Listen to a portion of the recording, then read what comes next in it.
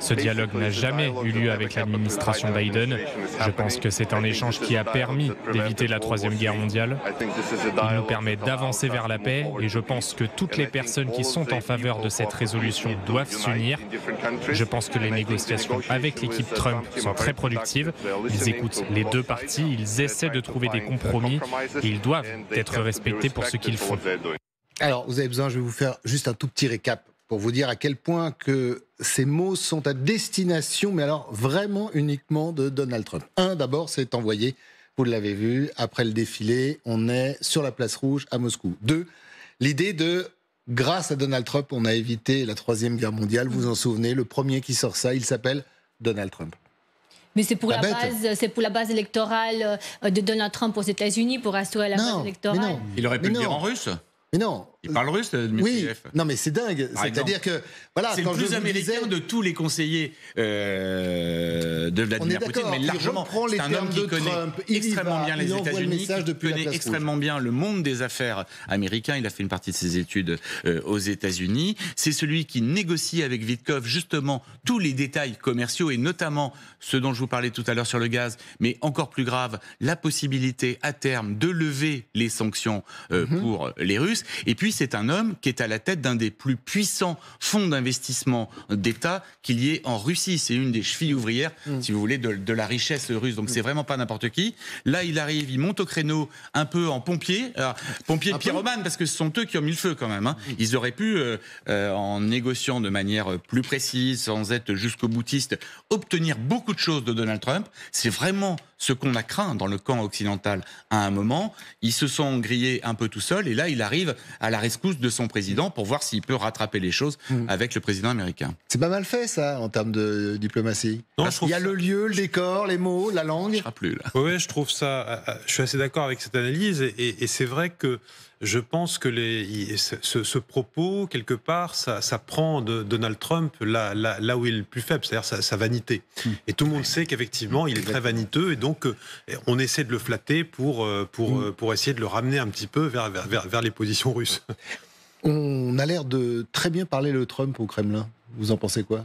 C'est-à-dire qu'ils savent vraiment sur quoi agir. Ils le connaissent depuis très longtemps. Ils l'ont approché depuis très longtemps. Ils connaissent tout de lui, ils connaissent toutes ses manies, et puis comme le disait Maxime, ils connaissent extrêmement bien, après c'est pas forcément extrêmement compliqué, hein, mais ils connaissent très bien sa psychologie, comment le piquer au vif, comment jouer avec lui. Maintenant, parce que le timing, c'est quand même dingue, parce que moi là j'ai quand même l'impression que tout à l'heure de Donald Trump, ça s'est passé cette nuit, et là il y a une heure on a reçu cette déclaration depuis la place rouge. Mais c'est normal en fait, parce qu'ils essaient de flatter justement Donald Trump en flattant ce que je disais, la base électorale de Donald Trump, parce que justement Donald Trump, il parle tout le temps lorsqu'il fait quelque chose à l'international à sa base électorale, à sa base MAGA. Donc là, en disant, voilà, il lui offre en fait une possible victoire. Il a évité la Troisième Guerre mondiale grâce à ces discussions. Mais sur le fond du discours, de la déclaration, en fait, depuis le 20 janvier, les Russes, ils disent toujours la même chose.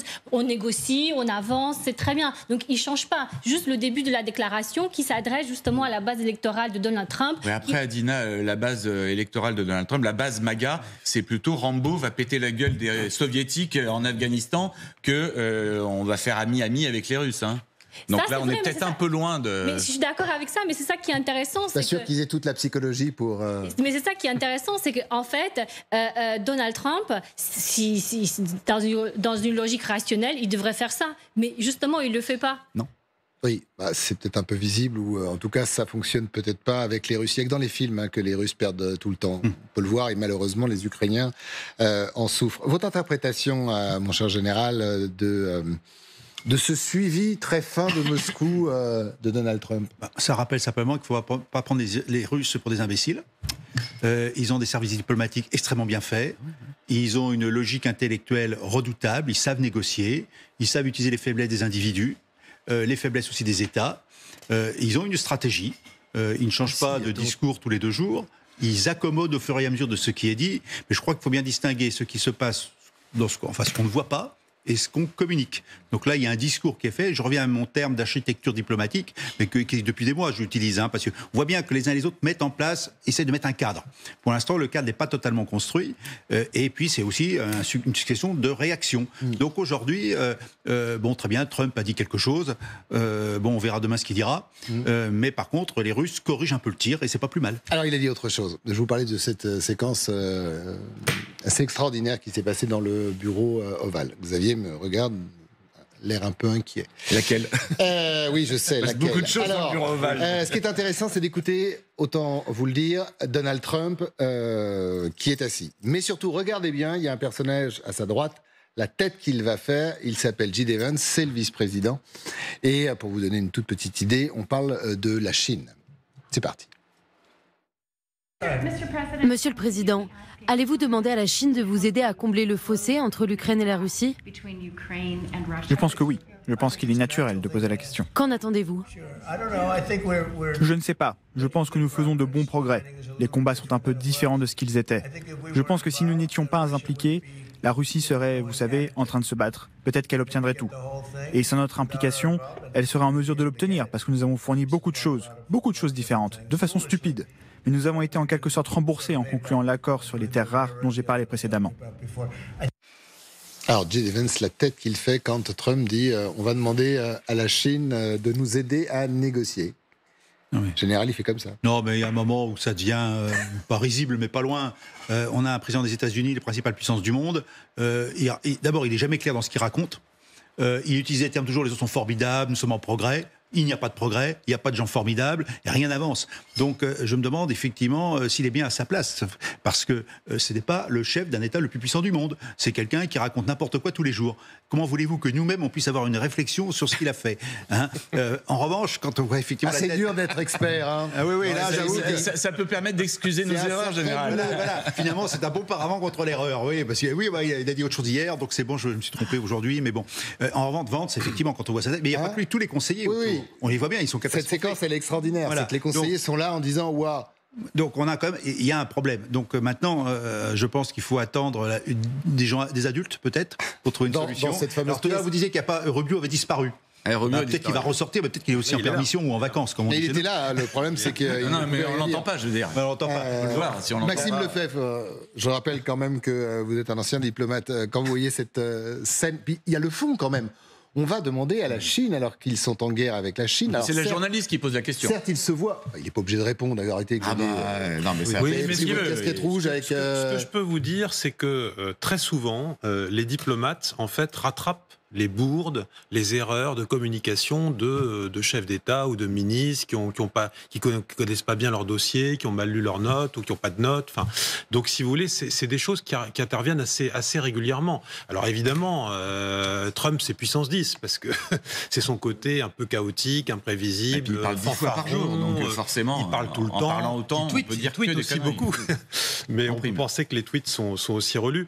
Voilà. Après, ce qui est intéressant dans son extrait aussi, c'est qu'il utilise, on voit un peu les deux positions. C'est-à-dire que d'un côté, il se rend bien compte, et j'imagine que c'est des choses qu'on lui dit, que l'élément du rapport de force dans la négociation avec Poutine, c'est quand même d'aider les Ukrainiens, et ça, il le dit.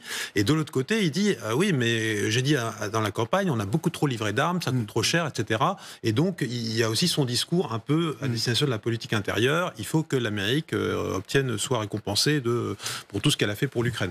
Donc voilà, c'est compliqué en termes de communication, mais je suis tout à fait d'accord avec ce que dit le général, c'est-à-dire qu'effectivement, il faut aussi regarder ce qui se passe derrière, comment on essaie de mettre en place ce cadre, effectivement, à la fois entre occidentaux, pour les Européens, les Américains, les Ukrainiens, et puis aussi, parce qu'à un moment ou à un autre, il faudra bien effectivement négocier, discuter et trouver une sortie. Alors c'est peut-être un peu la politique ou la réaction de l'instinct, c'est-à-dire qu'il a vu pendant 3 jours, c'est pas fini, Xi et Poutine, donc il se dit, et pourquoi pas, il faut quand même rajouter un élément de poids, c'est que Américains et Chinois se rencontrent ce week-end en Suisse, avec Scott Bessent, qui est quand même le ministre des Finances américain. Pour négocier tout le volet économique. Donc bon, voilà, il y a peut-être une construction qui se fait dans la tête de Donald Trump, mais c'est vrai que ça paraît... Non. vous en êtes sceptique pour la construction dans la tête de Donald Trump. On se demande comment les pièces s'agencent dans ce recours aux Chinois, il est aberrant, sachant que les Chinois, bien évidemment, ont accepté qu'il y ait des Coréens du Nord sur la place rouge à Moscou. C'est un signe, donc, qu'ils entérinent sur le front de la aussi. Corée du Nord sur le dos de l'Ukraine. Donc, bon.